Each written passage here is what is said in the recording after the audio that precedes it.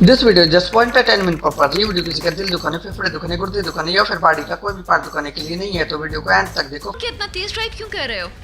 हमारा पीछा हो रहा है। क्या क्या पकड़े जाएंगे? मैं कौन सा सावन का सलमान खान हूँ जो मुझे फ्यूचर दिखता है? मैं भी तेरे साथ ही बैठा। अभी सवाल ये होनी चाहिए कि तुम गाड़ी तेज भगा सकते हो ताकि हम इनसे बच सके, बिल्कुल ऐसे जैसे इमरान ताहिर विकेट लेने के बाद भागता है।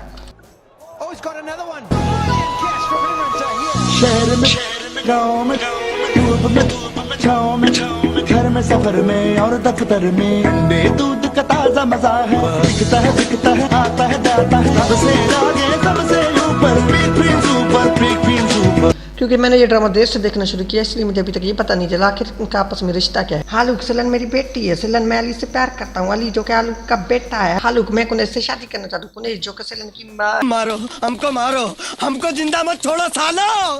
हम कोई मंदिर का घंटा है कि कोई भी आके बजा जाता है? ये रेलवे की हड़ताल कब खत्म होगी?